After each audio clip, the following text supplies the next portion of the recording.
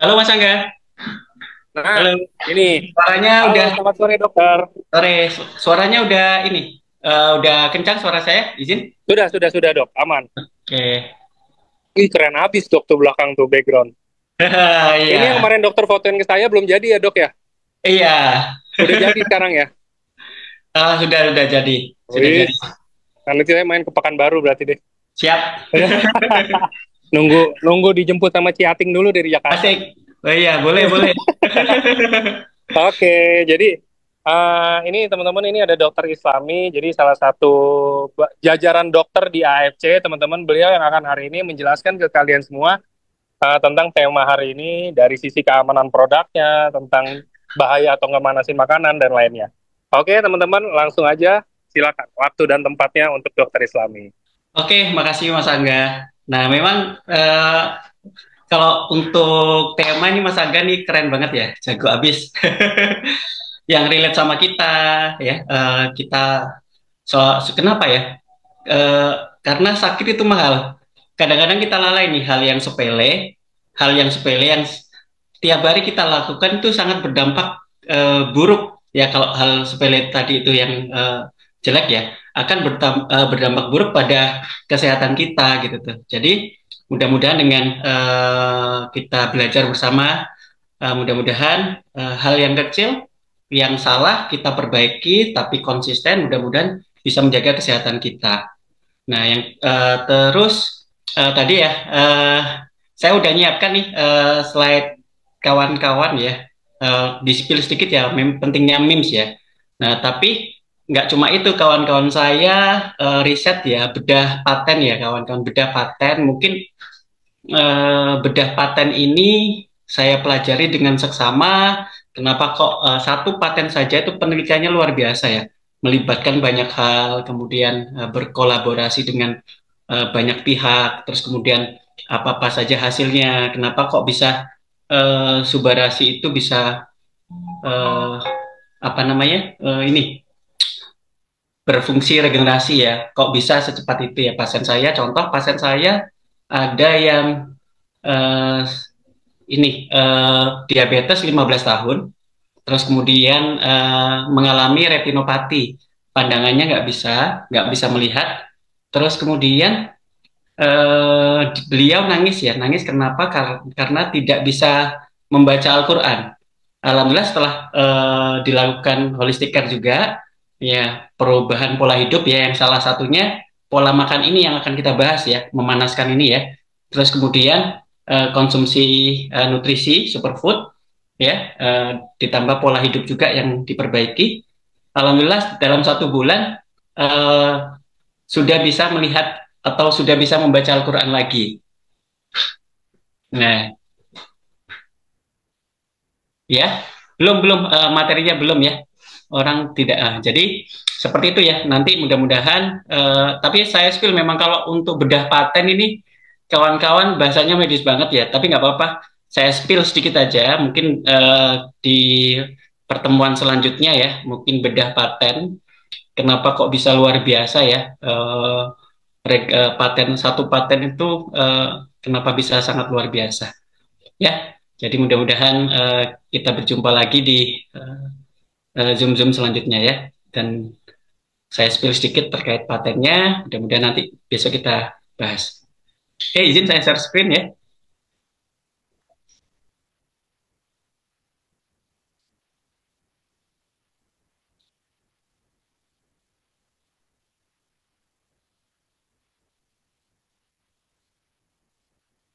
Oke, jadi gini, validasi ya.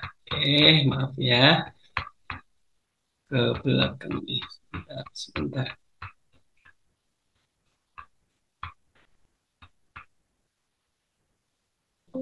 Oke, jadi ini kawan-kawan ya, sedikit ya resiko memanaskan makanan berulang ya. Tadi sudah sempat disampaikan Mas Angga bahwasanya bukan masak awal ya, tapi setelah dimasak kemudian didiamkan dalam waktu tertentu, kemudian dipanaskan lagi. Setelah dipanaskan kadang-kadang nggak langsung dimakan. Nah, ditunggu dulu kemudian dimakan lagi, itu bisa sangat berbahaya kawan-kawan ya.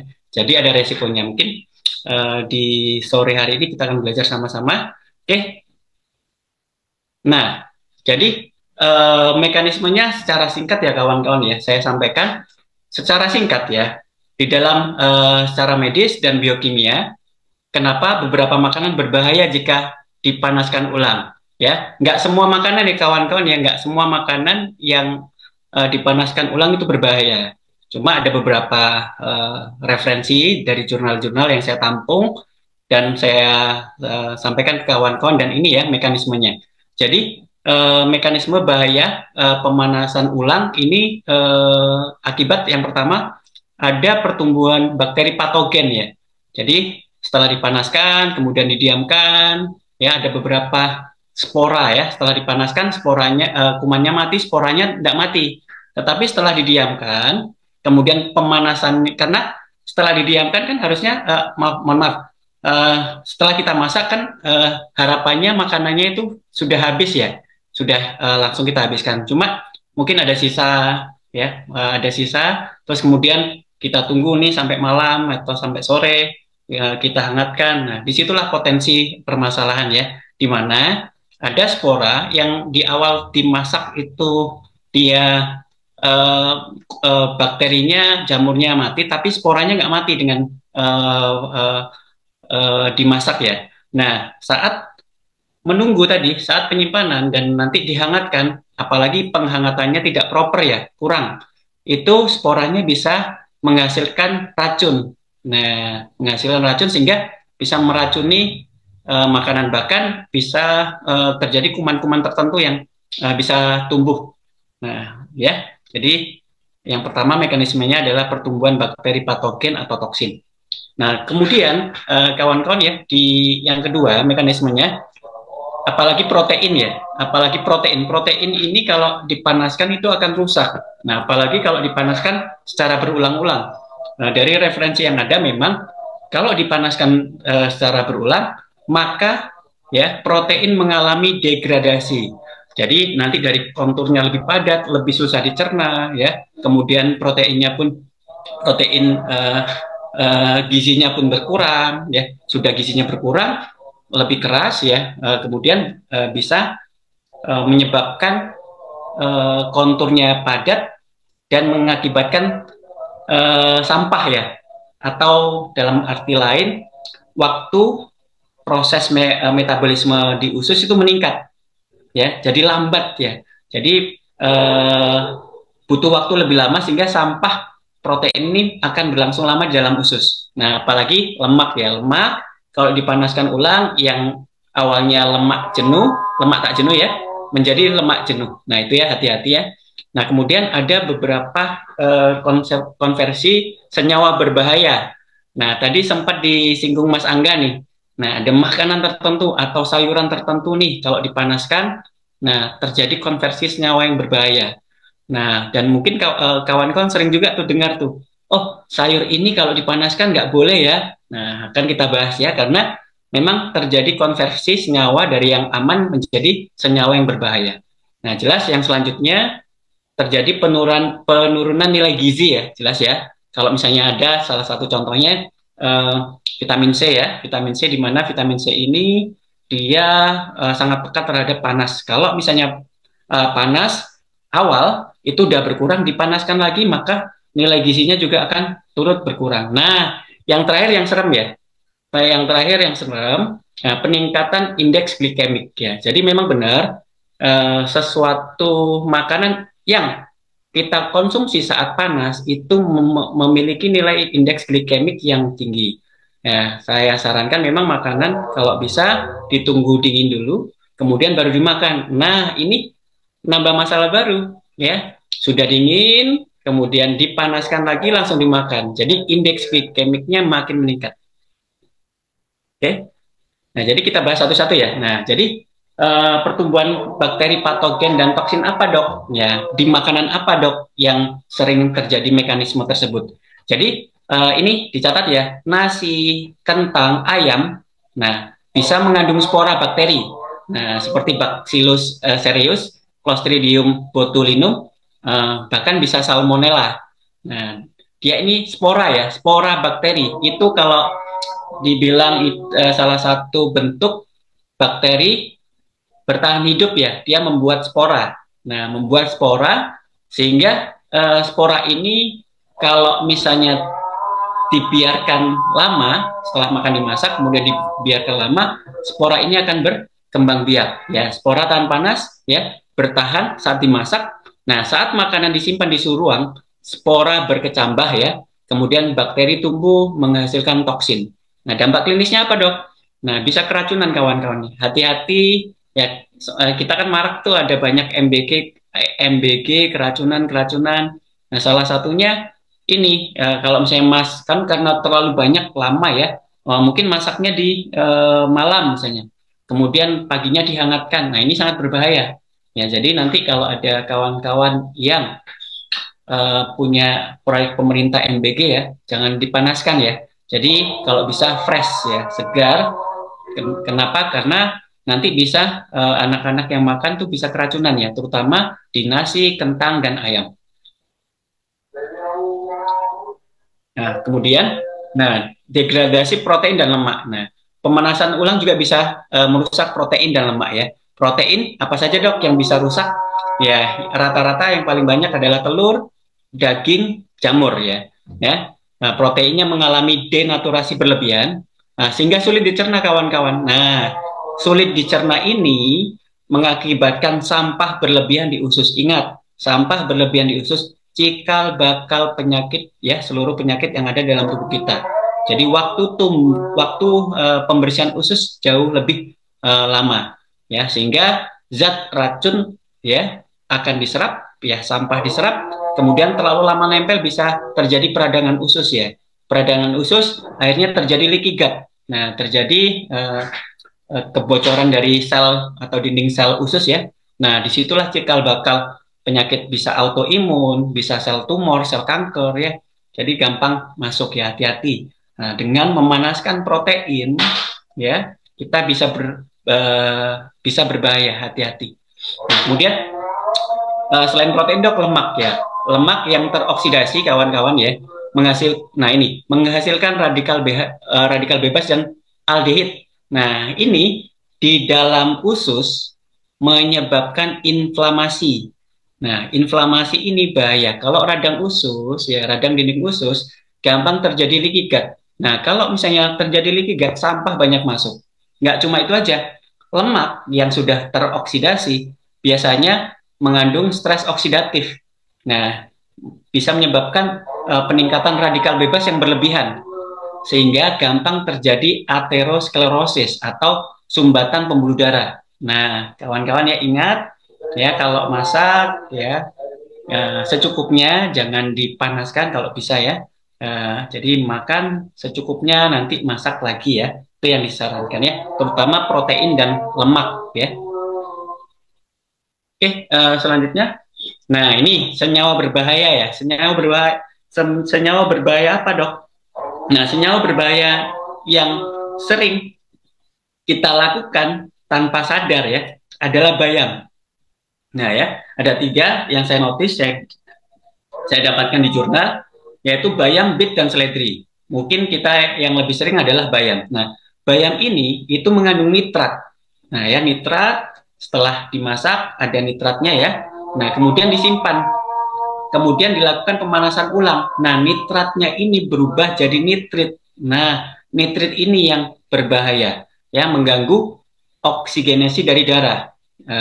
Ya, hemoglobinnya itu menjadi met hemoglobin, di mana mengikat oksigennya jauh lebih berkurang. Ini bahaya untuk anak-anak, lansia, ya, kondisi-kondisi pasien-pasien stroke, ya.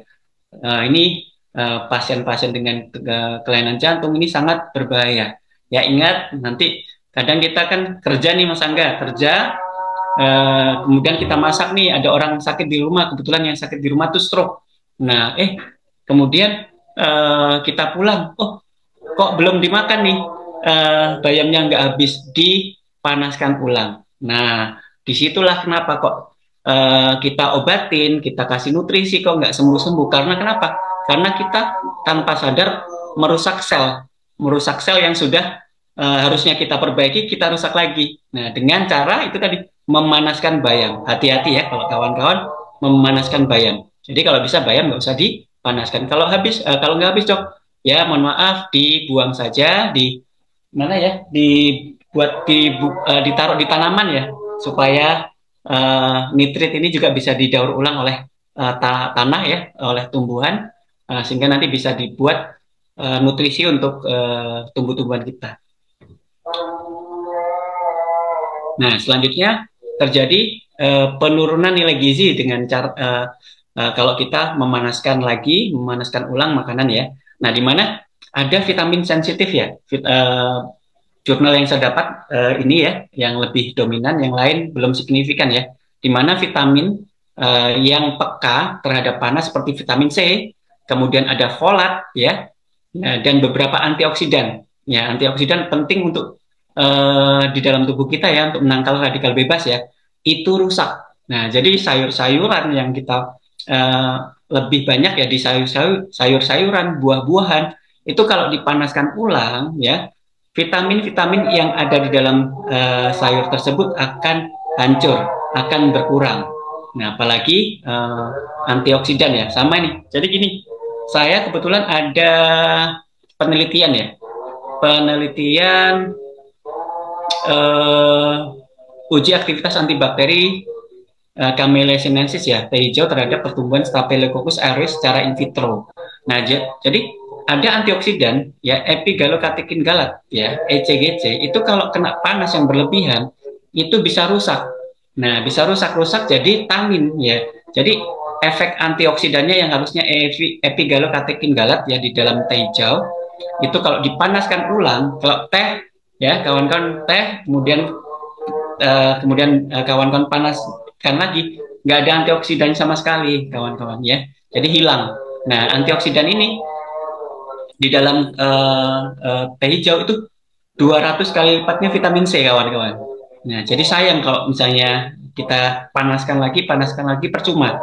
Jadi antioksidannya akan hilang dengan pemanasan ya.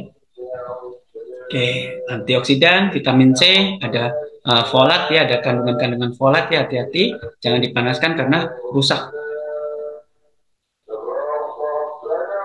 Nah, kemudian peningkatan indeks glikemik. Nah, ini yang sering nih ditanyakan nih Mas Angga.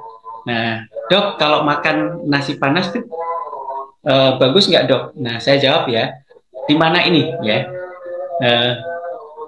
karbohidrat, utamanya nasi dan kentang, kalau dipanaskan ulang, ya, patinya itu lebih mudah dicerna. Ini kebalikan dengan protein tadi ya. Nah, lebih lembek, lebih apa namanya, kalau kita ituin gula, misalnya manasin gula, gulanya jadi gel ya. Nah, jadi gel. Nah, itu indeks glikemiknya sangat tinggi kawan-kawan. Sama nasi, kemudian kentang, kalau misalnya dipanaskan, itu konturnya lebih lembek dan lebih langsung diserap, langsung menyerap ke darah dengan indeks glikemiknya yang sangat tinggi. Ini hati-hati ya, hati-hati. Jadi kalau makan nasi gimana dok? Kalau makan nasi saya sarankan tunggu dingin dulu, baru dimakan. Karena ini ya, karena indeks glikemiknya akan tinggi. Kalau misalnya nasi didinginkan dulu, ya konturnya itu lebih padat, ya. Kemudian indeks glikemiknya juga akan turun ya. Nah, efek ini penting untuk pasien diabetes ya, yang ingin kontrol gula darahnya ya, hati-hati ya. Kalau misalnya, makanya gini kawan-kawan, biasanya kalau nasi itu di dalam ini ya, di dalam rice cooker kemudian tetap di rice warmer ya. Nah, itu lebih bagus dibandingkan nanti nasi ya di rice cooker dikeluarkan kemudian dipanaskan. Nah, itu yang lebih berbahaya. Kalau masih di dalam rice warmer nggak apa-apa ya, cuma pada saat menyajikan ya, menyajikan keluar itu ditunggu dingin dulu, jangan langsung dimakan ya, ditunggu dingin dulu baru kawan-kawan makan. Nah, sisanya, nah ini dia sisanya, hati-hati kalau dipanaskan ulang indeks glikemiknya nanti makin tinggi kawan-kawan, hati-hati. Gimana caranya ya? Mungkin sedekah, mungkin kita pelihara ayam, mungkin ya kita pelihara hewan-hewan yang bisa mengkonsumsi nasi yang sudah sisa dari makanan kita. Oke, nah ini ya. Jadi langsung ya kita bahas. Tadi kan konsepnya tuh makanan apa saja dok yang berbahaya. Oke, kita bahas satu-satu. Ada beberapa contoh yang akan saya sampaikan. Nah, yang pertama nasi. Nah ini ya, nasi yang sudah matang dapat mengandung Bacillus cereus ya, spora tahan panas. Nah, spora ini dapat berkembang menjadi bakteri saat nasi dibiarkan di suhu ruang. Nah, jadi kawan-kawan, saya sarankan kalau misalnya masak nasi, rice cooker, kemudian langsung ya, sekarang udah canggih karena udah penelitiannya udah banyak ya. Rice cooker tetap di dalam situ ya, di rice warmer kita ngambil secukupnya, baru kita dinginkan dulu, baru kita makan. Ya, itu saran terbaik. Kenapa? Kalau misalnya dibiarkan dingin, ya kemudian dipanaskan ulang, nah maka ada tadi ya bakteri Bacillus cereus itu menghasilkan enterotoksin kawan-kawan, menyebabkan food poisoning, nanti bisa mual, muntah, diare dalam hitungan jam. Nah, ya medisnya pemanasan ulang tidak menghancurkan toksin yang sudah terbentuk. Nah, ya apalagi suhu pemanasannya nggak tepat dan tidak merata. Nah, ini berbahaya. Ya nasi hati-hati, tidak dianjurkan untuk dikeluarkan dari rice warmer, kemudian dihangatkan lagi ya. Oke, nah kemudian telur ya. Tadi telur udah kita bahas ya. Protein telur terutama albumin jika dipanaskan berulang akan mengalami denaturasi ya, denaturasi lanjutan dan oksidasi dari kolesterol ya. Sudah proteinnya makin kuat, tebal, susah dicerna, kolesterolnya terjadi oksidasi sehingga lemak jahat akan meningkat. Hati-hati ya, sehingga efeknya nanti meningkatkan radikal bebas, memicu inflamasi, dan juga karena padat ya proteinnya perlu mencerna lebih lama, membutuhkan enzim yang lebih banyak, akhirnya asam lambung meningkat ya, hasilnya dispepsia atau gastritis ya. Nah, jadi ini apalagi ya telur ya, hati-hati, tidak direkomendasikan untuk bayi, lansia, pasien dengan gangguan hati jika dipanaskan berulang ya, hati-hati. Oke, nah ini ya kawan-kawan sering nih ayam, nih kawan-kawan tolong ya, kayak misalnya fried chicken ya, fried chicken, kemudian kita beli, besoknya dipanaskan lagi, ya, atau digoreng lagi, hati-hati, hati-hati kawan-kawan ya, karena apa? Daging atau daging ayam ya, mengandung protein kompleks ya, aktin dan miosin. Pemanasan ulang mengubah struktur kimia menjadi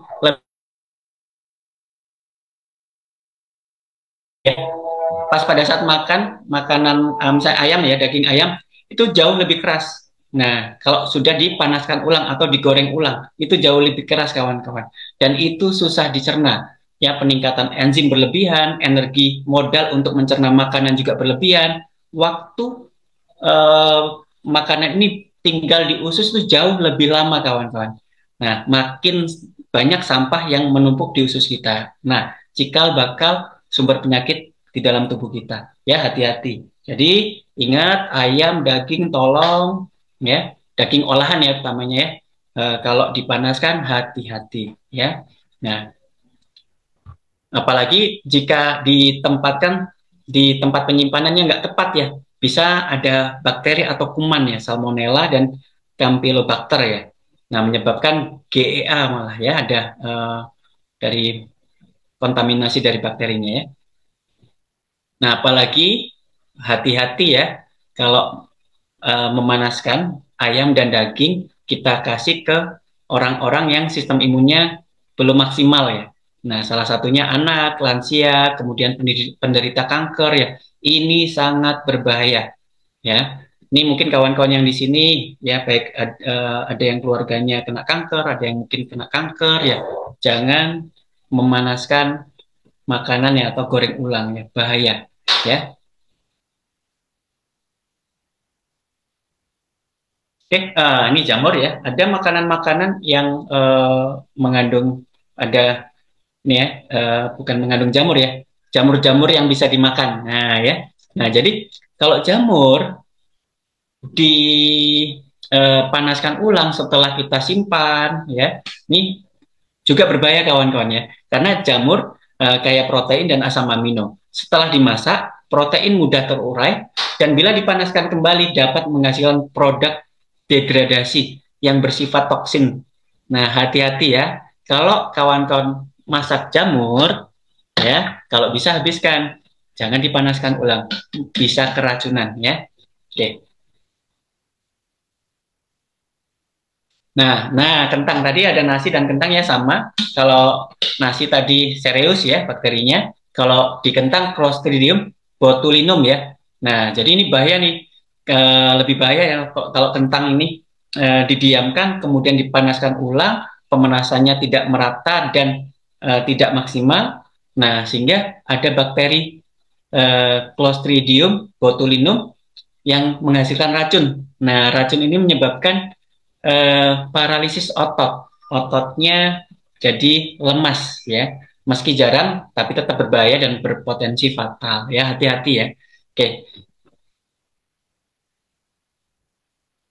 oke, nah ini ya yang sering kita lakukan ya, bayam kita sering panaskan, hati-hati karena nitrat langsung berubah jadi nitrit ya.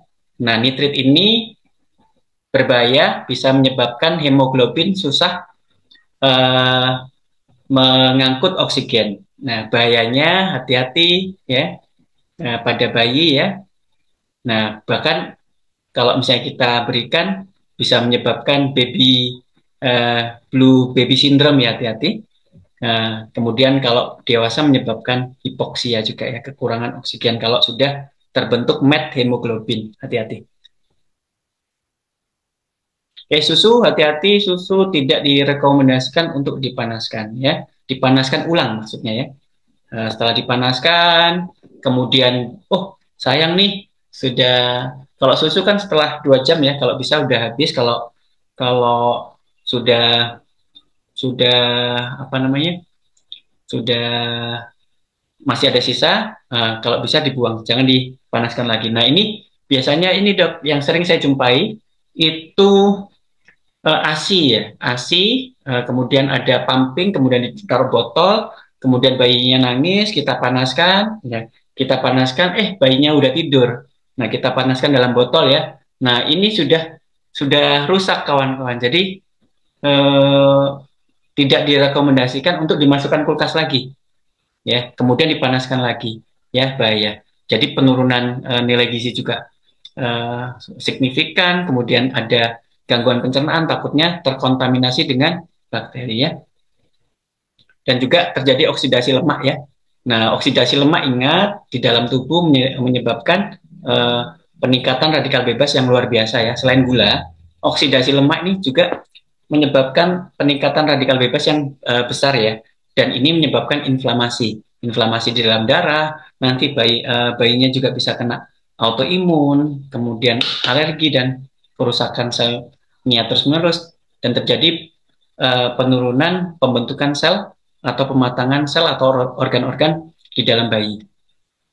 Nah, ini jurnalnya kawan-kawan ya. Nah, ini ada dari Jürgen Retz ya, Post Cooking Growth and Survival of Bacillus aureus, Bacillus cereus spores in rice ya. Jadi tadi yang saya sampaikan saya rangkum dari beberapa artikel-artikel yang ada dan sudah diteliti kawan-kawan, dan baiknya yang setelah saya sampaikan tolong dicamkan supaya jangan dilakukan ya. Maksudnya pemanasan makanan yang berulang jangan dilakukan karena memang sudah diteliti berbahaya untuk kondisi tubuh kita.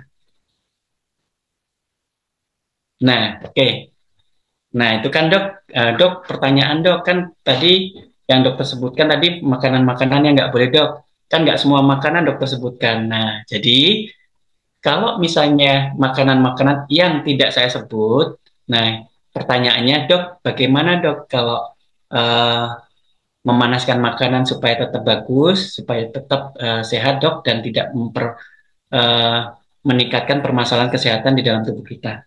Oke, jadi kawan-kawan, nah ini konsep secara umum Satu, nanti suhu yang tepat untuk memanaskan berapa derajat sih dok? Nah ini ya, ini juga penting juga.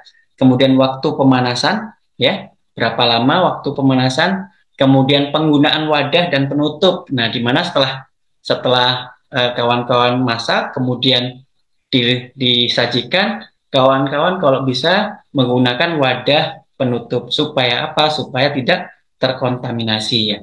Kemudian frekuensi pemanasan, ada yang mungkin rendang ya, bukan rendang ya, mungkin yang lain lah ya. Nah, makanan, oh sayang belum habis, dipanaskan, belum habis lagi, besok dipanaskan lagi, besok dipanaskan lagi, makin berbahaya ya. Nah, kemudian penyimpanan sebelum pemanasan. Nah, penyimpanan ini juga penting tadi ya, penggunaan wadah, kemudian disimpan dengan yang tempat yang baik, itu juga bisa mempertahankan kualitas dari makanan ya. Kemudian jenis makanan-makanan apa saja yang aman untuk dipanaskan. Oke, kita bahas satu-satu. Nah, suhu yang tepat. Nah, suhu yang tepat berapa derajat sih, Dok? Nah, jadi kalau misalnya ada termometer makanan sih oke ya, tapi rata-rata kawan-kawan kan nggak punya ya. Nah, 75 derajat Celcius itu kurang lebih ya, kurang lebih kalau misalnya makanan mengandung air atau kalau misalnya ada microwave. Nah, paling enak memang microwave ya. Ada suhunya. Nah, suhunya kalau bisa memang 75% dan microwave pemanasannya itu lebih merata dibandingkan misalnya yang padat ya, makanan padat eh, dibandingkan dengan dipanaskan ya. Dimana kalau dipanaskan permukaan yang nempel dengan sumber panas atau loyang atau wajan itu yang kerusakannya lebih besar dan suhu di tempat lain juga nggak sama, bisa lebih rendah. Nah, di situ bisa berkembang spora dan sebagainya. Memang saya sarankan sih microwave kalau mau memanaskan, kawan-kawan nabung ya beli microwave.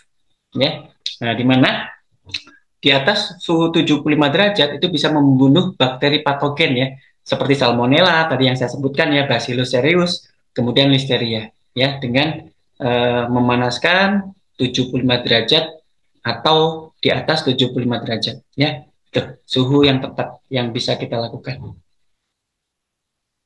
Nah, kemudian waktu pemanasan. Nah, makanan, nah tadi suhunya tadi kan kalau mendidih ya 100 derajat itu nggak boleh lama-lama dihangatkannya. Nah, kenapa ini kalau dihangatkan lebih lama daripada memasak? Kenapa? Supaya merata. Nah, supaya daerah apa seluruh seluruh tempat yang ada di makanan itu hangat ya, panas 75 derajat sehingga spora yang masih hidup itu hancur. Nah, itu ya. Jadi diratakan tuh pemanasannya yang lama 75 derajat ya. Nah, kurang lebih misalnya lebih 15 menit ya. 10 sampai 15 menit dan diatur supaya rata ya, hangatnya rata. Oke, selanjutnya. Nah, menggunakan wadah. Nah, ini ya. Kalau misalnya menghangatkan, nah itu tadi ya, supaya menghangatkannya bagus, kawan-kawan, itu pemanas wadahnya itu kalau bisa ada penutupnya. Nah, ada penutup. Beda kalau masak ya. Kalau masak it's okay. Tapi kalau menghangatkan ya, memanaskan ulang karena 75 derajat, itu kalau bisa ada penutupnya supaya panasnya itu merata, kawan-kawan.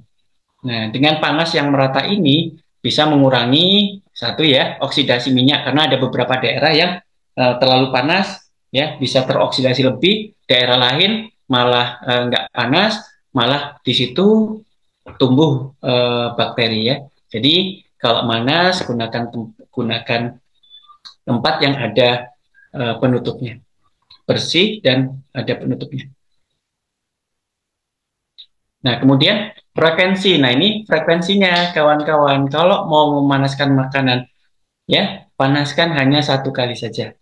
Kalau lebih dari satu kali tidak direkomendasikan. Karena kenapa? Protein rusak, nutrisinya hilang, kemudian protein jauh lebih padat, susah dicerna, meningkatkan asam lambung, memperlama waktu waktu metabolisme di usus, jadi sampah, sampah nempel lama-lama, jadi peradangan, peradangan leaky gut, leaky gut jadi bakteri virus masuk, sistem imun turun, bisa autoimun, panjang, ya, panjang kawan-kawan, ya. Nah, jadi panaskan hanya 1 kali. Yang selanjutnya penyimpanan sebelum pemanasan. Nah, kan tadi tuh di spill Mas Angga kan. Nah, setelah dimasak disimpan, kan? Nggak langsung dimakan kan disimpan. Nah, disimpan. Nah, tempat penyimpanan ini yang disarankan adalah ya simpan makanan matang di kulkas ya kurang dari 4 derajat ya. Nah, kurang dari 2 jam setelah dimasak. Kenapa? Biar spora ya tidak berkembang, bakteri tidak berkembang ya itu. Makanya kalau menyajikan masak langsung suruh makan tuh jangan lama-lama. Kemudian kalaupun mau disimpan ya yang makanan-makanan yang nggak saya sebutkan langsung masukkan kulkas ya. Waktu teraman kurang dari 2 jam. Kalau lebih dari 2 jam kemungkinan bakteri sudah tumbuh ya. Nah, syukur-syukur misalnya ini lebih dari 2 jam, syukur-syukur sistem imun kita bagus. Kalau sistem imun nggak bagus, udah langsung kena sakit ya kalau misalnya kita langgar ini. Ya. Nah, ingat sistem imun juga dipengaruhi oleh makanan ya. Makanan apa sistem imun juga melindungi apa yang kita makan. Jadi lingkaran setan. Kalau makanan kita jelek, sistem imun turun, sistem imun nggak bisa melindungi makanan yang kita makan. Nah, sehingga sampah akan terus-menerus ngumpul di dalam tubuh kita. Nah, jenis makanan dok, ya ini ya, makanan berkuah, berlemak, ya, dan bumbu pekat relatif aman kawan-kawan. Nah, jadi yang dok rendang gimana dok, rendang gimana aman ya, aman rendang. Yang suka rendang aman, tapi ingat ya tadi ada satu syarat, syaratnya apa? Dipanaskan 1 kali ya. Nah, kemudian yang nggak boleh nih, yang dilarang nih ya, yang dilarang kawan-kawan, yang sangat sangat berbahaya dan jurnalnya sudah banyak banget ya penelitiannya. Apa? Sayuran tinggi nitrat, ya bayam, seledri, bit nggak boleh.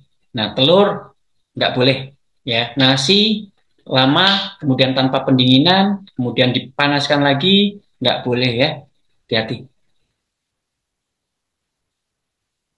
Oke, nah jadi tips tambahannya kawan-kawan ya. Nah, jadi aduk makanan saat dipanaskan agar panasnya merata. Kemudian, nah ini kalau ada rezeki lebih ya, gunakan microwave ya atau kompor dengan api sedang untuk mencegah bagian luar terlalu panas sementara bagian dalam masih dingin. Nah, dengan microwave tekanan ya dibantu dengan tekanan ya, udara panas itu kan ada tekan sehingga sampai meresap ke dalam inti dari makanan ini, bagian dalam. Nah, sehingga panasnya merata. Nah, kemudian ingat, nah ini ya, dok, ini makanannya bisa dipanaskan ulang apa enggak? Nah, sebelum dipanaskan, cek dulu kawan-kawan, aromanya, warnanya.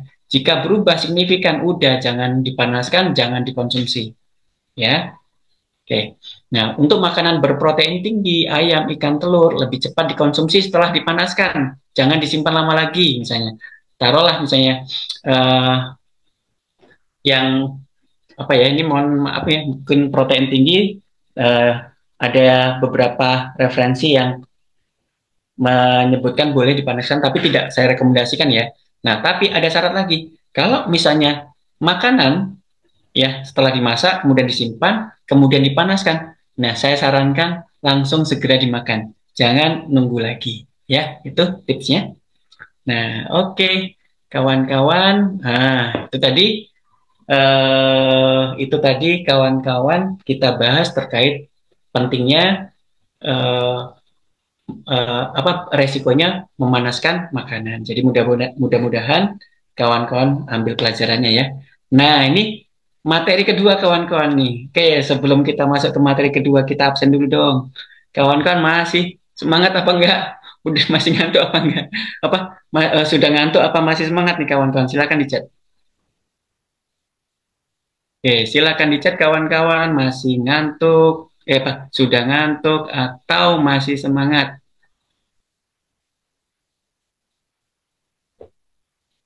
Masih dok, lanjut, semangat, keren ya. Nah ini lucu juga nih soalnya apa lucu juga. Ini seru juga sebenarnya kita bahas meme ya. Kenapa? Kawan-kawan kan susah kan untuk apa, bercerita dengan dokter ya. Oh udah masuk memes dok. Nah kawan-kawan memes aja nggak tahu ya apa itu memes. Mau nerangin dokter oh memes ini lucu nih kawan-kawan ini ngomongin memes tapi dia nggak tahu neranginnya ke dokter pula. Ya mudah-mudahan ini kita bahas, mudah-mudahan kawan-kawan ada referensi sedikit terkait masalah apa sih memes itu ya. Kenapa sih kok dokter sangat percaya dengan memes ya? Oke, karena memang memes ini sebagai landasan kredibel ya produk kesehatan. Nih, produk kesehatan landasannya ini ya, landasan kredibilitasnya adalah memes. Oke. Nah, pentingnya memes ya dalam dunia medis ya tadi sebagai landasan kredibilitas ya produk kesehatan. Nah, jadi apa sih dok memes dok? Nah, memes itu bahasa Inggris ya. Ya, memes itu bukan bahasa Inggris, bukan sebutan pipi mimi ya. Ya, memes ya, Monthly Index of Medical Specialties ya. Dalam bahasa Indonesianya Direktori Obat dan Produk Kesehatan. Ya, ya ingat aja Direktori Obat berarti list-list obat-obat dan produk kesehatan yang ada di dunia. Nanti ada yang mengeluarkan tuh negara tertentu misalnya MIMS Indonesia. Tapi secara keseluruhan MIMS itu bisa dipakai di dalam seluruh dunia. Nanti ada beberapa negara tertentu yang menambahkan ya, yang menambahkan karena mungkin distribusinya lokal. Nah, di situ didaftarkan ke MIMS. Nah, nanti keluar MIMS Indonesia. Kalau MIMS tidak ada embel-embel negara, berarti itu berlaku di seluruh dunia. Ya, oke. Pertama kali diterbitkan di Singapura ya, 1963. Nah, formatnya buku dulu, bahkan CD-ROM. Sekarang kok platform digital ya kawan-kawan. Kalau mau download ya, izin tadi lupa saya nggak masukkan ke ini ya. Kawan-kawan bisa download di Play Store ya. Kawan-kawan download di Play Store, ketik aja memes ya. Nah, di situ nanti kawan-kawan login pakai Google, kemudian kawan-kawan bisa masuk ke memes ya. Dok, bukan orang kedokteran dok, bukan seorang dokter atau orang medis, nggak apa-apa kawan-kawan itu free karena referensinya itu di kawan-kawan bisa mengecek ya apa-apa saja obat yang kawan-kawan makan yang diberikan oleh medis ya, oleh rumah sakit. Nah, makanya MIMS itu hadir untuk mengkonfirmasi itu juga. Apakah ini aman? Apakah ini beredar di Indonesia apa enggak? Nah, kalau enggak beredar di Indonesia, hati-hati ya. Karena keabsahannya juga bisa bermasalah. Nah, jadi contoh nih ada produk plasenta rusa misalnya. Kawan-kawan coba di MIMS, ada enggak? Gitu tuh. Nah, yang MIMS Indonesia ya, ada nggak BP POM-nya? Nah, itu ya hati-hati. Kalau misalnya nggak ada, kawan-kawan hati-hati. Ya. Nah, kemudian isinya apa saja? Ada nama dagang, kandungan aktif, indikasi, dosis, kontraindikasi, efek samping ya, kemudian interaksi dengan obat atau dengan makanan ya, kemudian produsennya siapa ya. Nah, ini digunakan oleh siapa oleh siapa? Digunakan oleh dokter, apoteker, rumah sakit dan tenaga kesehatan. Nah, jelas ya, MIMS itu siapa yang gunakan? Kenapa kok dokter itu salah satu acuannya memang MIMS? Nah, kenapa dok udah masuk MIMS dok, tapi kawan kan MIMS aja nggak tahu. Oh, nanti dokternya, oh iya iya iya, senyum-senyum aja. Cuma, aduh, ya ini nggak tahu malah ngasih tahu orang yang tahu gitu. Nah, jadi ini ya, kemudian menambah hasanah. Nah, selanjutnya, oke, nah, jadi mengapa penting sih MEMS ini? Ya jelas ya, rujukan terpercaya bagi dokter dan apoteker. Nah, produk yang masuk MEMS memiliki kredibilitas tinggi, jelas ya. Karena ada validasinya kawan-kawan, nggak mudah. Masuk MEMS nggak mudah, divalidasi. Ada tim MEMS akan memvalidasi baik sertifikat, legalitasnya, sertifikat-sertifikat yang ada, kemudian izin edarnya, kemudian risetnya. Nah, semua itu diminta dan ditelusuri oleh pihak MIMS. Ya. Nah, kemudian kenapa penting? Nah, kalau misalnya sudah masuk MIM, nah sehingga dokter spesialis, ya, rumah sakit itu bisa mudah mengakses dan terpercaya ya, mudah mengakses ini. Ya, kalau belum masuk MIMS, oh hati-hati bisa produknya ilegal. Nah, kemudian, nah dengan masuknya MIMS juga mendukung pemasaran dan edukasi. Nah, ini berbasis bukti ilmiah. Jadi kalau misalnya nggak ada bukti ilmiahnya, nggak boleh masuk MIMS, kawan-kawan. Oke, kemudian tolak ukur legalitas dan keamanan produk. Nah, ini jelas karena semua dicek tingkat keamanannya seperti apa, ya. Semua akan dicek oleh pihak MIMS. Nah, jadi kalau sudah masuk MIMS, ini semua sudah terlewati, kawan-kawan. Terus, ini langsung saya izin ya, relevansinya untuk produk KFC. Manfaatnya apa, dok? Ya jelas, memberi legitimasi medis ya untuk Suba, Suba Gold, Utsu, Hikari, dan semua yang saya sebutkan tadi sudah masuk MIM ya. Cuma yang MIMS terbaru, MIMS yang lama ya kan diupdate ya. Subarasi saja yang masih masuk ya kalau misalnya yang buku yang lama ya. Suba, Utsu, Utsu Gold, ya, Hikari. Kalau untuk Suba Gold belum masuk MIMS ya. Ya, tapi jelas sudah diurus ya. Sedang dalam tahap mungkin tahap pengurusan ya untuk masuk MIMS. Yang penting BP POM-nya sudah keluar. Nah, karena memang bukunya kan terbit kan cetak tuh, nggak setiap saat nyetak ya, nggak setiap saat update. Nah, jadi butuh proses, butuh waktu. Tetapi yang jelas Subagol sudah ada BP POM-nya. Nah, kemudian memudahkan dokter percaya dan merekomendasikan. Contohnya saya, karena memang sudah MIM, saya, oh ya oke, saya lebih percaya, lebih tenang gitu tuh. Kalau nggak MIMS, aduh, saya pun ngomong ke kawan-kawan tuh, aduh repot nih, di MIMS nggak ada. Nah, jadi bahaya gitu, bahaya. Dokter nggak akan mau ngomong. Oh, ini produk nggak akan mau ngomong. Kalaupun mau ngomong, maksudnya ada manfaat untuk dirinya atau keluarganya. Dia ngomongnya diam-diam. Nah, nggak bisa nyampaikan. Karena kalau misalnya ketahuan nggak masuk MIMS, nah ini dokter apa dokter gitu. Tapi kalau mau masuk MIMS, nah kayak contohnya saya dengan gamblang ngomong, oh ini masuk MIMS kok, ini fungsinya, ini penelitiannya, nah ini izin edarnya dan sebagainya semua udah ada. Nah, jadi lebih enak kawan-kawan ya. Nah, kemudian, membuka akses nih katalog farmasi, rumah sakit dan klinik. Tetapi ingat, AFC kan direct selling kawan-kawan. Kenapa kok dibuat direct selling? Udah sering saya bahas. Nah, karena kita yang sakit-sakit yang membutuhkan AFC, kita beli AFC-nya itu gotong royong kawan. Prinsip gotong royong, saling membantu. Yang membeli di kita membantu kita. Nanti juga sama, yang di bawah kita menawarkan ke yang lain membeli akan membantu dia. Jadi prinsipnya gotong royong kawan-kawan. Mungkin prinsipnya itu ya, prinsip gotong royong supaya kita bisa konsumsi AFC sama-sama. Akhirnya apa? Nggak cuma orang kaya saja yang bisa konsumsi AFC ya. Orang miskin, orang nggak punya, ya bisa konsumsi AFC dengan cara apa? Dengan gotong royong. Caranya apa? Direct selling, kawan-kawan. Nah, kenapa? Kalau misalnya langsung dibuat ke rumah sakit, jualannya di rumah sakit, nah jelas, kebetulan saya mantan direktur ya, tahu sistemnya. Ya, jadi memang benar. Nah, satu, kita beli produk paten yang bagus, bonafit, itu kita ada kontrak ya. Kontrak itu coba bayangkan satu rumah sakit. Nah, kontraknya seluruh rumah sakit yang ada di Indonesia harus kontrak. Kalau enggak, rebutan masuk. Nah, pabrik ini nggak bisa masuk karena sudah ada duluan gitu loh. Kan karena kenapa dok bisa sistem seperti itu? Ya nggak salah rumah sakit, yang salahnya regulator di atas. Kenapa produk misalnya contoh paracetamol itu produsennya banyak kali, bisa ratusan. Kalau di luar negeri itu cuma 3 kawan-kawan. Nggak perlu ini satu merek dagang itu cuma 3 merek satu paten, satu generik, itu satu nama obat itu cuma ada 3 nama dagang gitu tuh, sehingga nggak akan rebutan, jadi pasti dipakai. Kalau ini satu paracetamol aja produsennya ratusan kawan-kawan.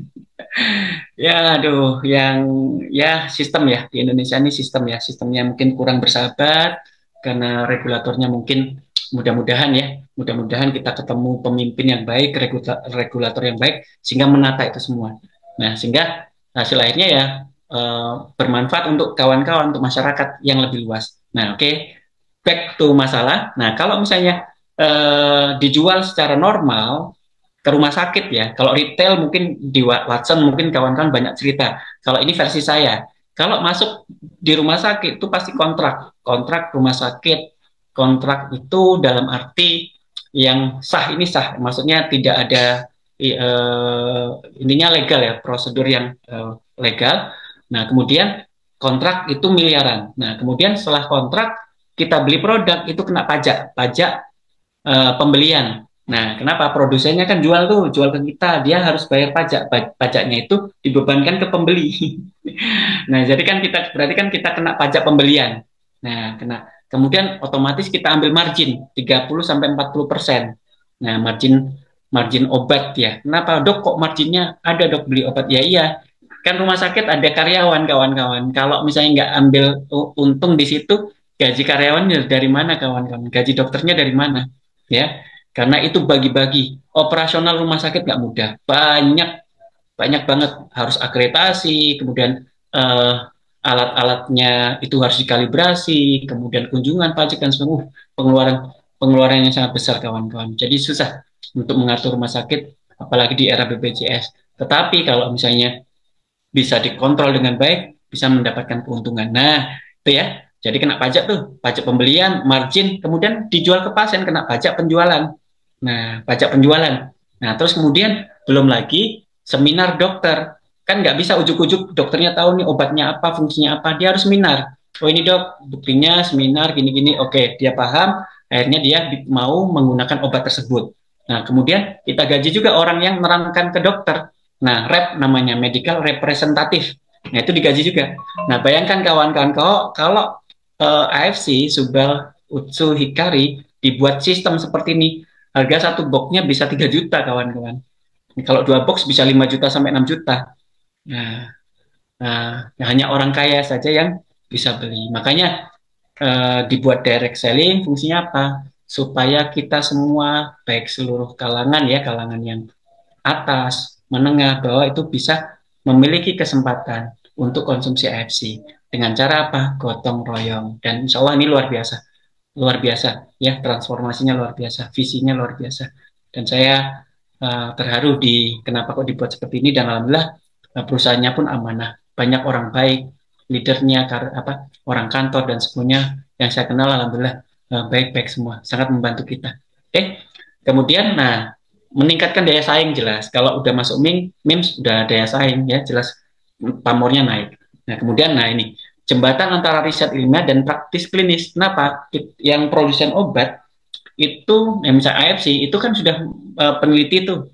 Nah kadang-kadang kan untuk nerangin ke seluruh dokter kan nggak sanggup kan. Nah dokter tinggal buka MIMS ya, oh oke, fungsinya ini gitu ya. Nah praktek klinis oleh medis ya. Nah itu jembatan antara riset ilmiah dari perusahaan untuk ke dokter. Jadi jelas tuh referensi dokter jelas ya, adalah MIMS. Nah,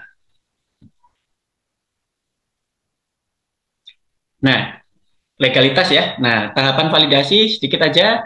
Nah, verifikasi perusahaan, kawan-kawan, pihak MIMS akan memastikan bahwasanya perusahaan yang mengajukan adalah badan hukum resmi, jelas nih.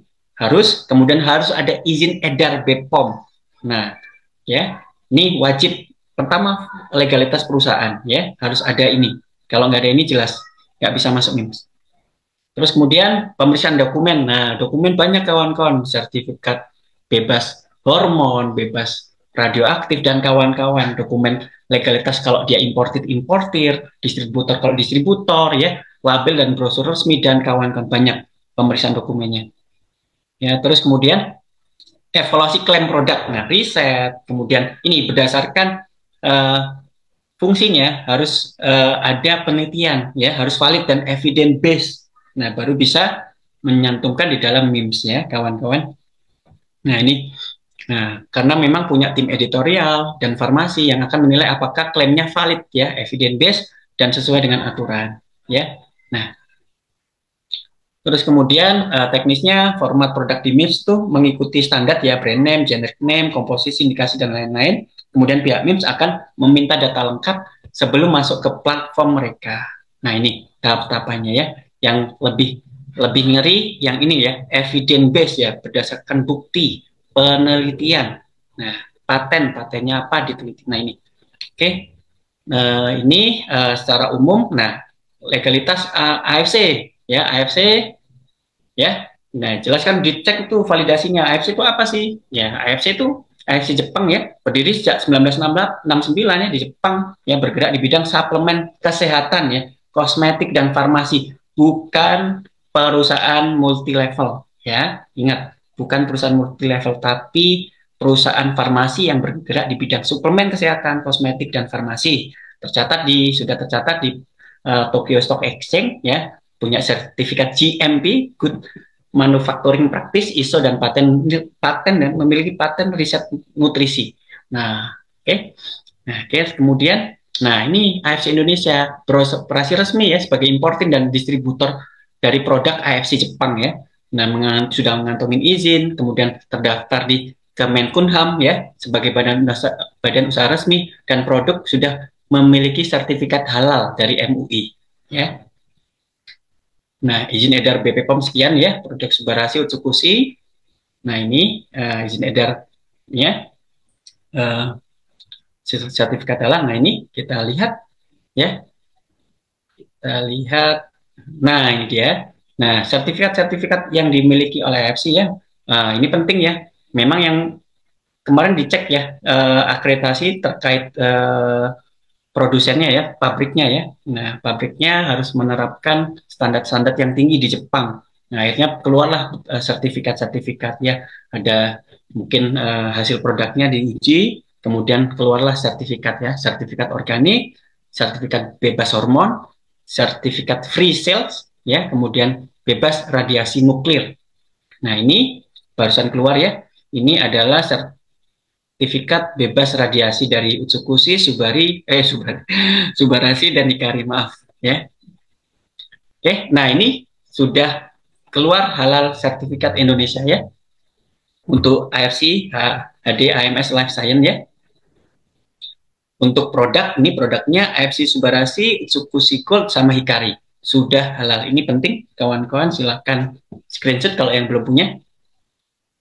Nah, ini ya sudah register ya di BP POM, MIMS, halal Jepang ya, FDA approve juga di Amerika ya, kemudian di Jepang ya. Oke. Nah, ini perusahaan AFC ya tadi 1969 ya sudah masuk Tokyo Exchange ya, konglomerasi ya, terus kemudian ini dicek semua kawan-kawan, dicek. Nah, ini sejarahnya punya 142 premium produk ya, penyedia produk herbal sejak zaman Edo ya, kemudian untuk kesehatan masyarakat, tumbuhan obat, memproduksi dan menjual obat medis ya. Ini AFC ya, tahu. Nah, ini sudah masuk Tokyo Exchange, kemudian kemarin juga membeli ya, akuisisi ya, akuisisi gedung ya, saya kaya department store. Nah, ini dicek semua. Nah, ini masuk ke Indonesia dibawa oleh orang-orang yang luar biasa ya, yang mungkin kawan-kawan udah kenal, dan disupport oleh kawan-kawan di kantor ya, yang tanpa lelah nih dari pagi sore sampai malam tuh membantu kita ya. Terima kasih, mudah-mudahan diberkahi seluruh kehidupannya. Oke, nah ini detail banget nih kawan-kawan, tapi ini saya skip ya, save the best for last. Mudah-mudahan besok ada kesempatan waktu lagi kita akan bahas detail nih paten ya, uji paten kita cek nih apa uji patennya. Nah, saya spill uji paten dari Subarasi Gold ya, Subalama dan Subarasi Gold. Nah, kemudian paten ini, kemudian nama apa namanya, ingredient apa namanya, nama bahannya, bahan baku utamanya marin placenta. Nah, kemudian marin placenta ini bisa mempengaruhi apa saja ya, mempengaruhi banyak kawan-kawan, bisa IGF-1 ya, insulin like growth factor 1, kemudian ada epidermal growth factor ya. Nah, ini untuk IGF-1 itu banyak ya, mendukung pertumbuhan, regenerasi jaringan, kesuburan juga. Kemudian epidermal growth factor juga bisa meningkat, dimana kalau misalnya lambung itu kan, atau usus itu kan luka terus-terusan. Dengan adanya Suba, kenapa kok lambungnya itu, pasien itu kok GERD, lambung itu cepat pemulihannya, karena ada eh, paten regenerasi, dia merangsang epidermal growth factor. Nah, itu yang menyebabkan proses pembentukan sel-sel di lapisan kulit maupun mukosa. Mukosa paling banyak di usus. Nah, ini spill. Nah, mudah-mudahan besok akan saya terangkan. Oh, kalau saraf ada juga patennya karena ini juga mempengaruhi uh, uh, ini saraf ya, faktor-faktor yang meregenerasi saraf juga dipengaruhi, cuma memang tidak secara langsung ya, lingkungannya diperbaiki, lingkungan growth factor untuk saraf itu diperbaiki sehingga proses uh, kerjanya itu jauh lebih signifikan. Nah itu ya kawan-kawan. Nah itu paten satu, mungkin ditambah paten yang lain, tambah paten yang lain. Ini satu paten ini saja. Ya mungkin itu spillnya kawan-kawan. Mudah-mudahan ada kesempatan lain ya untuk kita bahas terkait validasi uji paten Subag Gold ya. Nah, kenapa kok bisa luar biasa, lebih detail ya? Karena memang ini digunakan untuk uh, ngomong sama dokter. Kalau kawan-kawan ngomong, setidaknya kawan nice to know ya. Nah, ini digunakan untuk kawan-kawan dokter untuk diskusi dengan dokter yang lain, nah, atau dengan senior, atau dengan junior. Nah, ini penting. Nah, kenapa? Jurnal, hasil penelitian, kemudian mekanisme, biokimia, fisiologi, ya, itu semua pasti akan ditanyakan. Nanti akan debat. Nah, kalau kawan-kawan ditanya, mungkin nggak bisa jawab. Cuma saya kasih spill ini, kawan-kawan bisa pelajari. Jadi kursus kedokteran untuk paten subarasi untuk regenerasi sel ya. Ini saya save the best for last mungkin untuk di pertemuan selanjutnya. Mungkin itu Mas Angga, kita akan bahas mungkin pertanyaan ya, pertanyaan-pertanyaan yang kawan-kawan sudah ketik ya, atau dari Mas Angga mungkin mau sistemnya seperti apa Mas Angga? Izin? Oke, sebelum kita bahas pertanyaan kawan-kawan, kira-kira mau nggak belajar lagi kita bedah paten karena memang itu slide-nya banyak kawan-kawan. Mungkin kalau sampai malam kalau mau bahas, kalau mau bahas, saya sebenarnya bahas paten ini. Rupanya saya salah baca baca judul ya. Rupanya makanan ya sudah makanan dululah yang ringan. Kalau yang ini nanti di pertemuan selanjutnya ya, di mana kenapa kok marine placenta mempengaruhi growth factor yang ada di dalam tubuh kita, growth factor ini bekerja seperti apa, kemudian banyak sehingga efeknya di dalam tubuh itu sangat maksimal. Woi, mau banget, sangat mau Pak Angga, kami mau. Terima kasih. Oke, terima kasih. Nah, kita bahas pertanyaan ya. Jadi izin saya bahas pertanyaan dari atas dulu ya, sehingga lebih adil. Oke, yang paling atas, yang bertanya duluan itu yang saya jawab ya. Silakan kalau kawan-kawan mau bertanya, silakan ketik ya. Pekanbaru hadir, ya sama saya di Pekanbaru. Batam hadir, oke. Nasi goreng gimana dok? Meningkatkan indeks glikemik ya jelas ya. Kalau nasi goreng selain nasinya udah nanti apalagi gorengnya nggak rata ya bisa sakit perut kan ada tuh setelah makan nasi goreng ada yang sakit perut kan apalagi kondisi kesehatannya nggak bagus.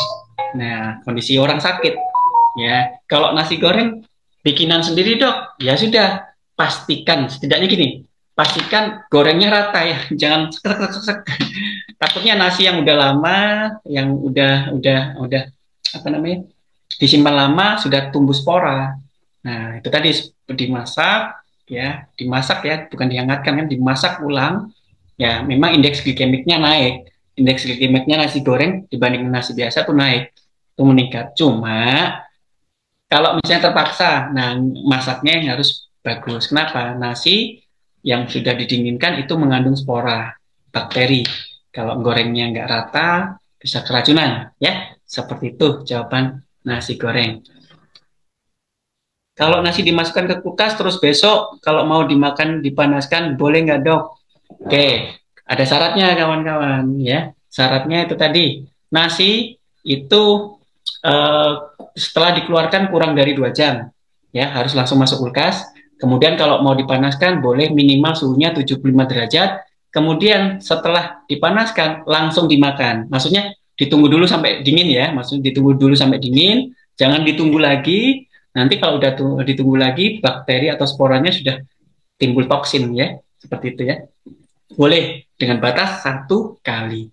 Dok, saya mau nggak manasin lebih bagus gitu ya, lebih bagus ya. Jadi kualitasnya akan turun seiring dengan kesalahan kita yang kita bahas tadi ya. Kalau misalnya nggak dipanaskan lebih bagus. Kalau mau panaskan ya sudah ada syaratnya. Tadi udah saya kasih contoh ya, gimana cara memanaskan yang baik. Ikutin itu.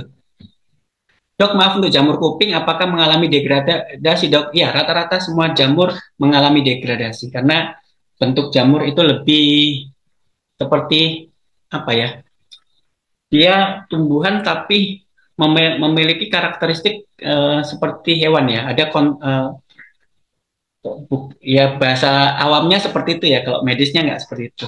Nah, jadi bisa lebih degradasinya lebih cepat untuk proteinnya ya. Nah, kalau bisa untuk makan jamur, jamur kuping udah masak secukupnya langsung dihabiskan ya.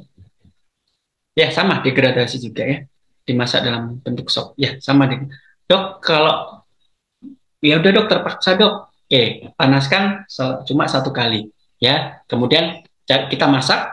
Kemudian setelah kita masak 2 jam penyajian ya. Kalau misalnya nggak habis lebih dari 2 jam jangan, udah buang.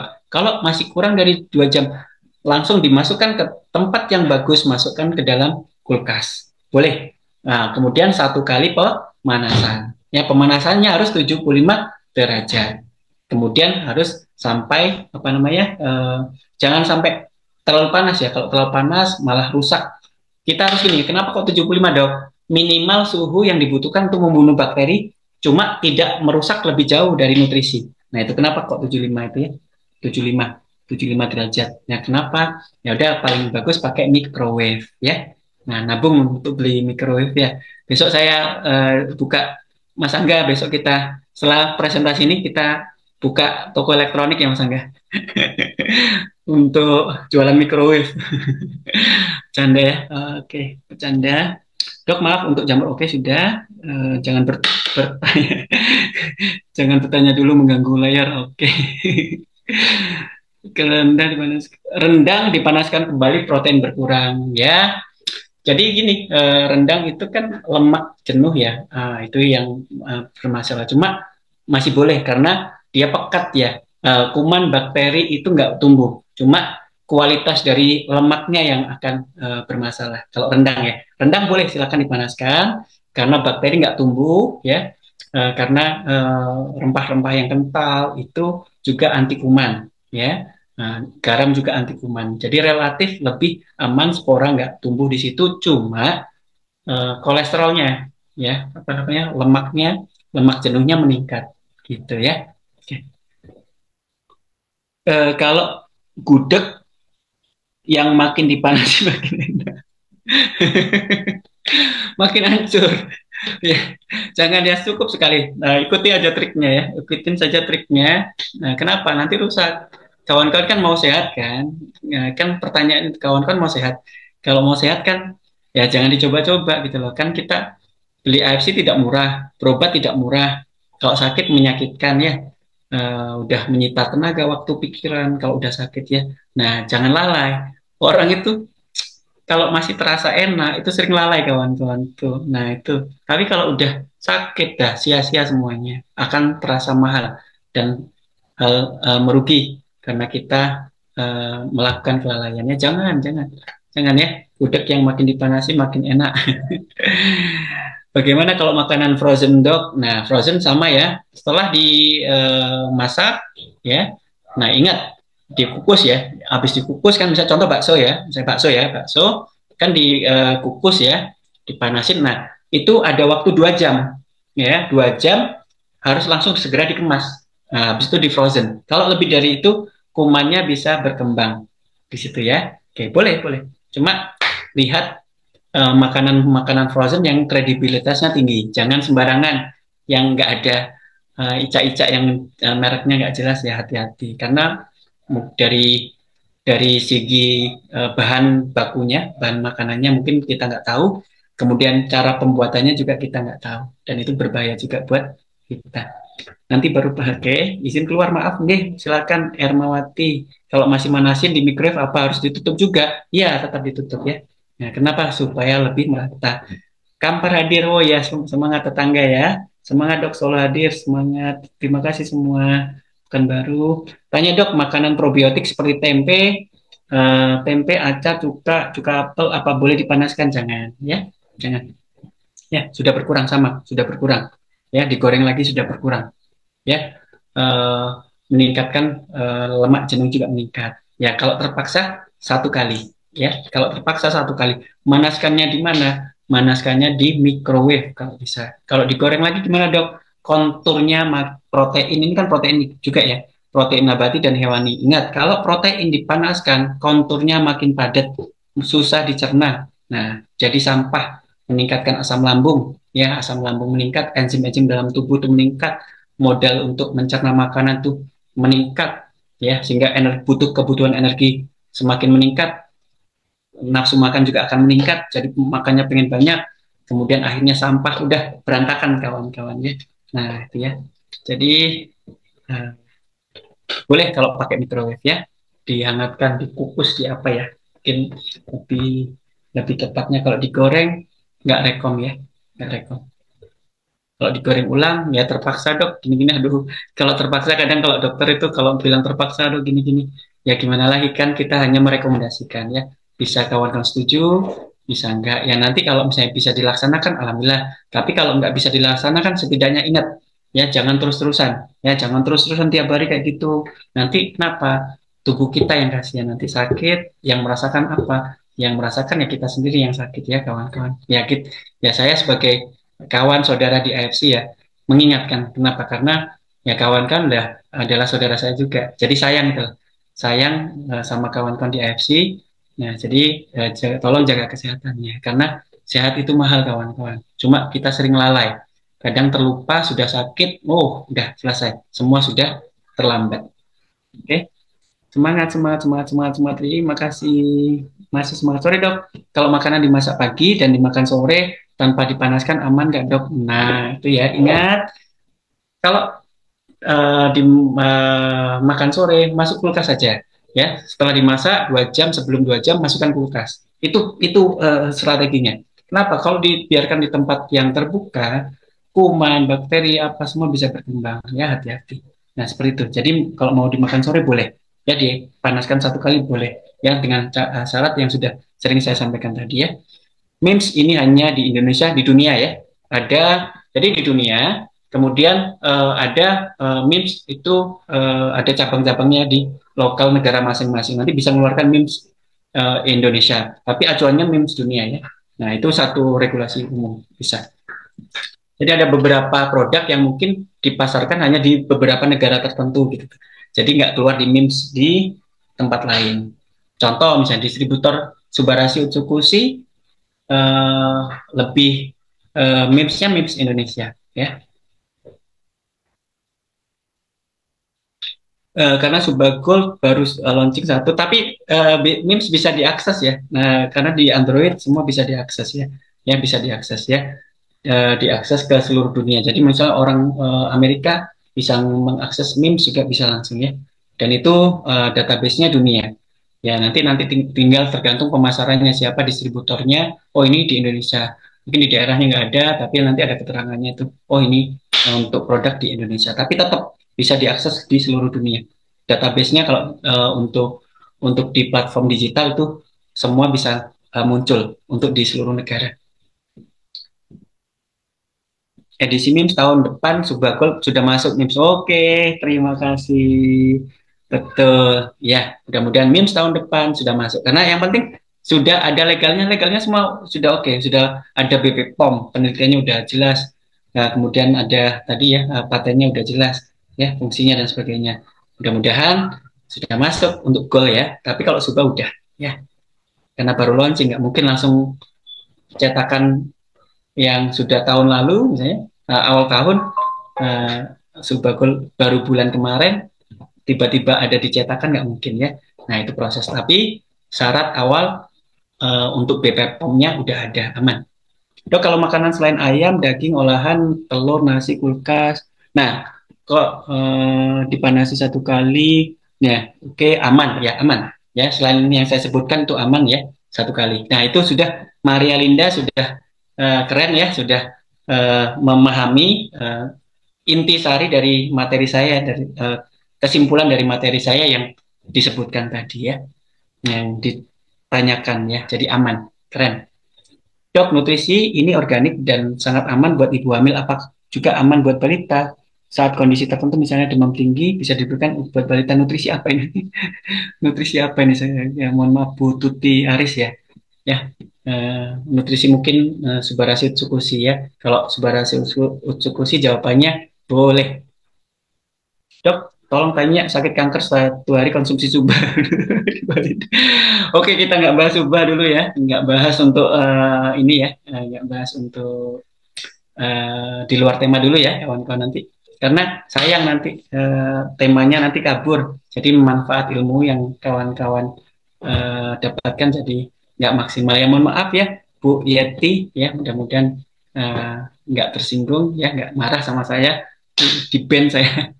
Ya maaf ya. Nah, CAPD penyintas kanker PD, saya waktu itu minum gitu. Oke, maaf ya. Oke, mau dok, mau banget, siap.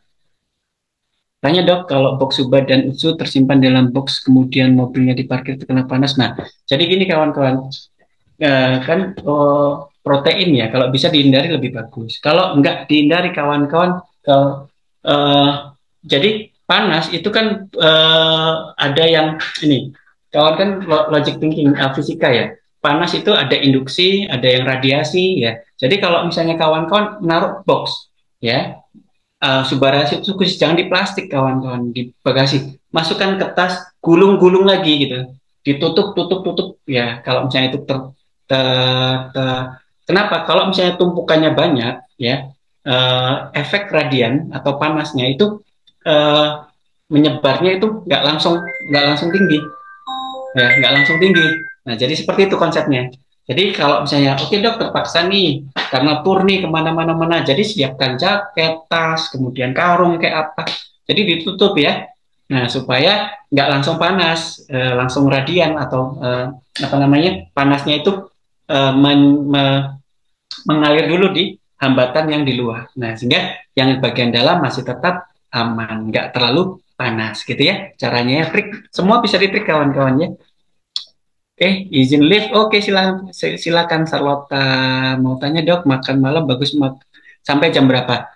Konsepnya gini ya kawan, kan 2 jam sebelum tidur jangan makan. Nah, kalau bisa tidurnya itu kan jam 9. Berarti apa? Jam 7. Kayak gitu ya. Konsepnya, saya kasih konsep nih 2 jam sebelum tidur nggak boleh makan. Nah, kemudian semakin cepat tidur akan semakin bagus untuk kesehatan kita. Nah, jadi, itu tadi. Nah, 2 jam sebelum tidur, semakin cepat tidur semakin bagus. Nah, itu ya.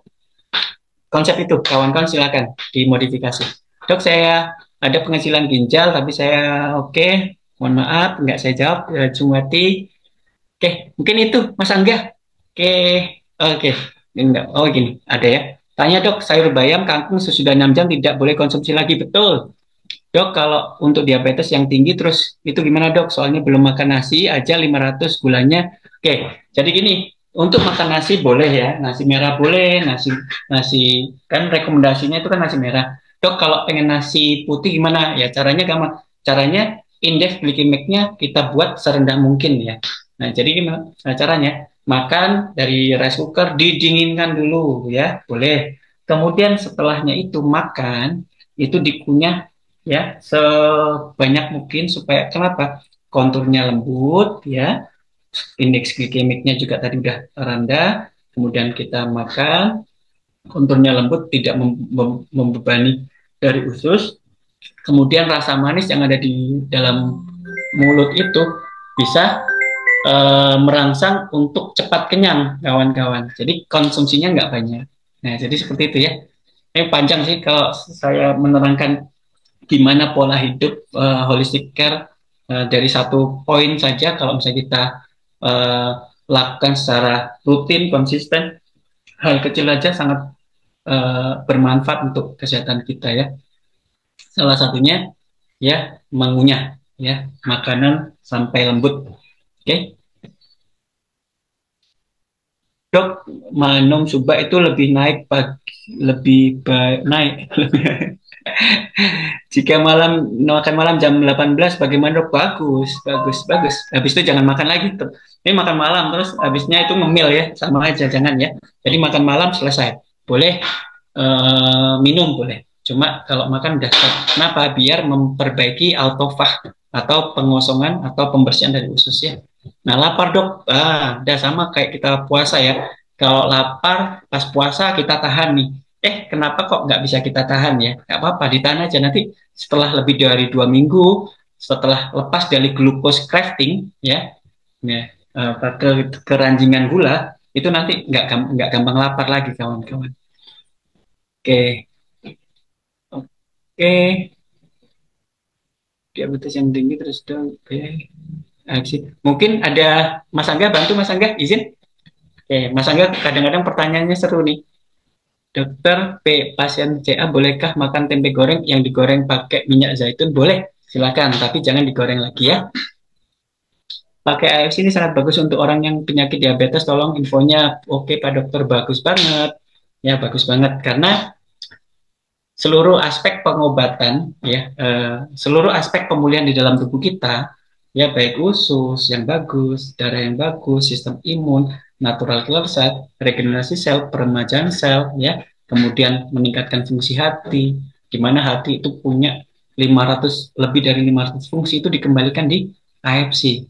Jadi proses pemulihan alamiah di dalam tubuh itu disupport oleh AFC. Jadi bisa ya, asal jelas ya, nggak cuma ingat, nggak cuma penyakit itu tidak disebabkan oleh satu penyebab, tapi kumpulan dari beberapa penyebab. Jadi nggak bisa konsumsi AFC saja, tapi tetap makan nggak teratur, makan nggak beraturan ya kacau, nggak olahraga dan sebagainya, nggak ada semangat untuk hidup, stres dan sebagainya. Nah itu ya sama saja, yang udah dibentuk rusak lagi, yang dibentuk rusak lagi. Harapannya yang sudah dibentuk tetap terus dibentuk, yang rusak kita stop, jangan makin banyak yang rusak sehingga bisa kita kejar gitu ya, sehingga potensi untuk sembuh bisa ya. Ingat, sudah ada jurnal penelitian dan dipublikasikan DM tipe 1 sudah sembuh dengan stem cell. Nah bedanya kita kan alternatif stem cell, itu stem cell ya. Nah jadi yang diabetes tipe 1 yang memang dari medis itu nggak akan bisa sembuh ya, nggak pernah bisa disembuhkan ya, karena dari bawaan lahir pankreasnya sudah rusak. Nah tergantung insulin ini bisa sembuh. Nah berarti potensi stem cell ini luar biasa ke depannya ya. Oke, mungkin itu kawan. Oke dok, mau tambah pertanyaan dok?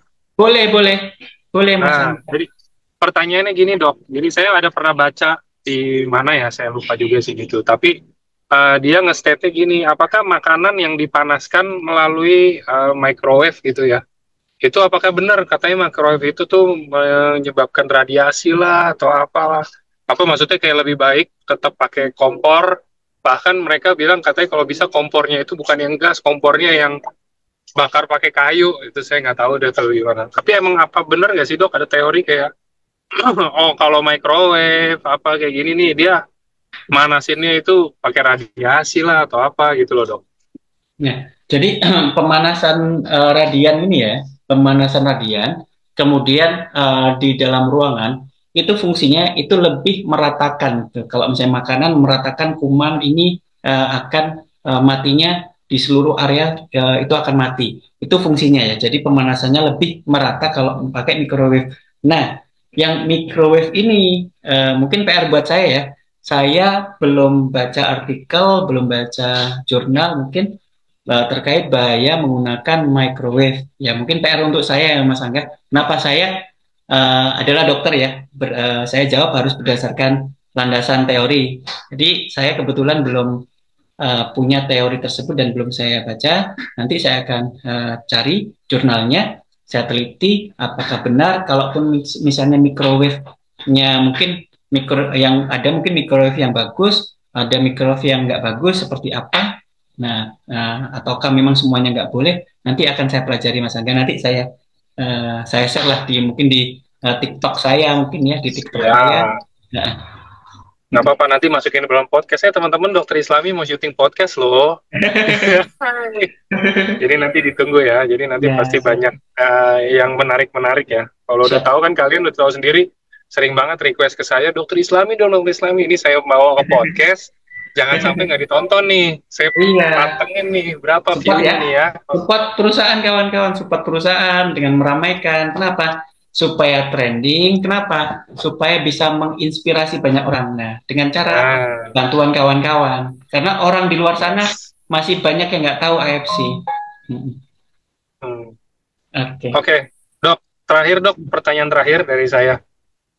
Oke, tadi kan ada bahas tentang panas-panasan makanan dan lain-lain. Ini saya mau nanya, apa hukumnya memanaskan makanan? Misalkan ikan bakar, tapi kita panasinnya dengan cara digoreng pakai minyak. Oke. Nah, itu gimana tuh, Dok? Kalau tadi kan Nah, kayak dari tadi kita bahasnya kan manasin makanan ya, nah, sesuai dengan cara masaknya gitu kan. Tapi kan nah. ini banyak nih. Saya beli ikan bakar, habis itu saya panasinnya digoreng gitu kan. Nah, itu gimana tuh? Kalau dari sisi Nah, nutrisi dia, Dok, itu. nah, nah, jadi itu kan protein ya. Nah, protein kalau digoreng ulang itu terjadi kerusakan proteinnya ya. Proteinnya rusak menjadi lebih nutrisinya berkurang ya. Kemudian konturnya lebih keras. Nah, ini kontur nutrisi yang berkurang dan kontur yang lebih keras itu sangat berbahaya Mas Angga. Kenapa? Satu, nah, dia kalau konturnya keras itu lebih susah dicerna. Jadi kebutuhan asam lambung meningkat, pergerakan usus juga bisa lebih berat, kemudian sampah juga di dalam usus itu jauh lebih lama, penyerapan nutrisi juga lebih lama, ya. Kemudian akhirnya nempel di usus, terjadi peradangan. Kalau misalnya peradangan terus menerus, ya sering-sering kalau sekali mungkin oke lah. Kalau terus-terus terjadi peradangan akhirnya di usus, terjadi leaky gut ya ususnya berantakan, zat-zat yang jahat masuk, zat tumor, zat kanker ya, yang penyebab autoimun itu masuk tanpa ada pertahanan. Jadi tiap saat masuk akhirnya nunggu tubuh eh, kalah ya. Tergantung yang kalah mana, organ mana yang kalah, bisa otak, bisa yang kalah duluan yang mana. Nah itu. Jadi saya nggak rekomendasikan sih Mas Angga. Cuma kalau misalnya terpaksa boleh, cuma jangan jangan sering-sering ya, jangan sering-sering lah. Karena proteinnya akan berubah nanti, lebih apa namanya, lebih berbahaya proteinnya. Itu Mas Angga.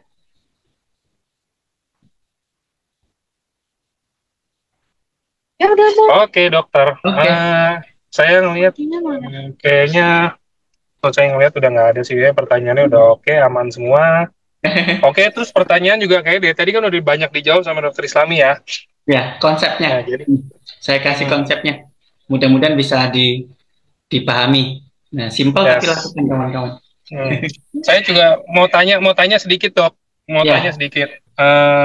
Ya ini teaser aja ya, yang nggak usah dijawab lengkap nggak masalah ya dok ya. ya, Tapi ini teman-teman belum tahu nih dokter nih sekarang lagi praktek di rumah ya, bener ya dok ya? iya Apa di betul, kantor lah, maksudnya bukan di rumah sakit deh gitu ya? betul betul. Dokter udah berhenti dari rumah sakit kah atau gimana? Bisa diceritain dikit kah? Iya. Jadi saya sekarang menemukan kebahagiaan yang luar biasa ya, kebahagiaan yang baru ya. Kenapa? Ya itu tadi kawan-kawan masuk di AFC itu adalah sesuatu yang luar biasa kawan-kawan. Kenapa? Di AFC ini banyak Kita mau ke kamar. orang yang positif, orang yang sukses, orang yang baik. Nah, banyak sekali kawan-kawan. Nah, jadi kawan-kawan bergaulah ya dengan orang-orang yang baik, bergaulah dengan orang-orang yang sukses, nanti akan ke-inspiring. Nah, jadi kita akan positif juga. Tapi kalau kawan kan bergaulnya sama orang negatif, negatif, negatif, negatif, nanti yang positif, yang AFC baik ini kawan kan akan jauh. Saya sampaikan.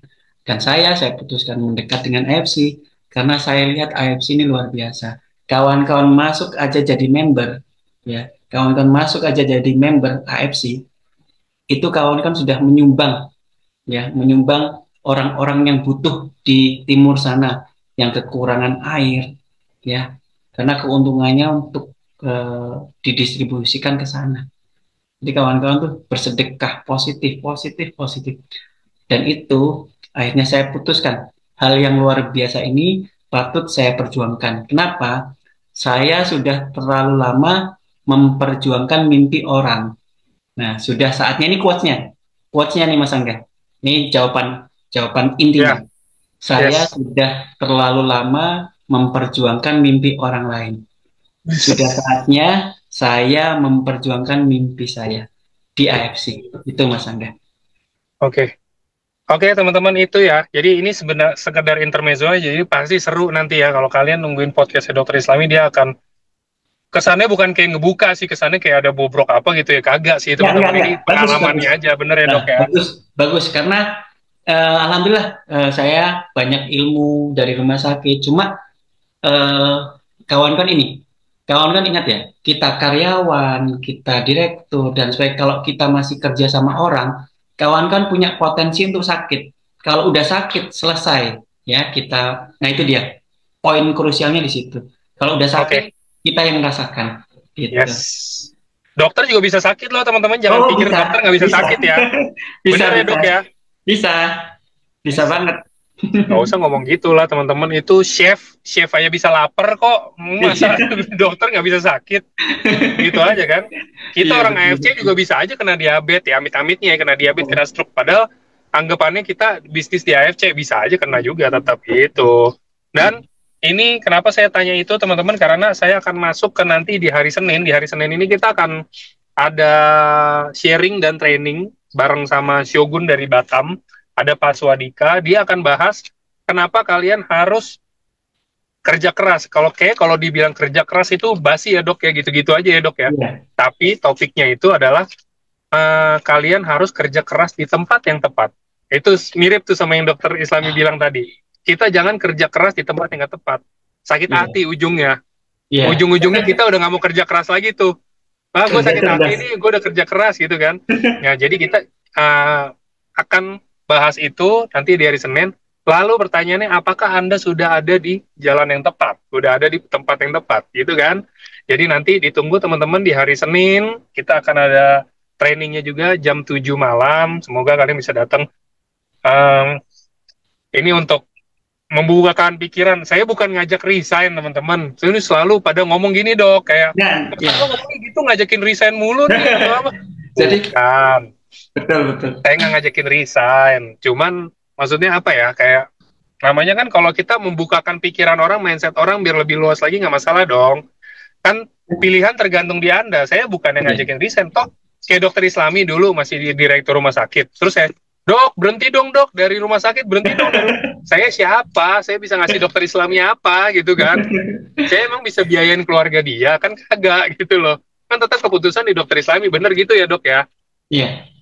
Jadi kita tugasnya di AFC ini, begitu juga dengan Dokter Islami, pasti saya jamin dia ke depannya tugasnya juga hanya akan membukakan mindset orang biar lebih bisa berpikiran jernih gitu kali ya Dok ya. Betul, betul. Ya kalau mau ngikutin jejaknya Dokter Islami bagus, tapi kalau enggak ya udah gitu loh maksudnya. Ya, yang penting ada persiapan ya, karena memang tidak bisa ya. Persiapan harus ada dan harus berjuang. Nah, jadi menjadi bos diri sendiri itu jauh lebih susah dibandingkan bos untuk orang lain. Jadi memang harus berjuang. Di awal harus berjuang. Dan Oke. nah, gitu. Oke. Saya udah Dokter Islami, saya jadi makin nggak sabar ketemu dokter buat podcast bareng ya kan. Nanti ada di Deeper juga podcastnya teman-teman. Jadi nanti akan ada dokter spesial di Dokter Islam ini, spesial dokter semua Dok nanti yang saya undang. Jadi ada 4 sesi, dokter semua tuh yang datang tuh.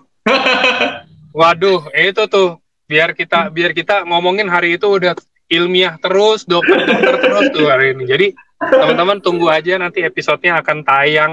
Ya mungkin bisa sebulan 2 bulan lagi sih. Saya nggak bilang deket sih, cuman kan syutingnya deket-deket ini ya. Gitu ya teman-teman. Oke, thank you Dokter Islami untuk waktunya. Thank you semua kawan-kawan, semangat ya.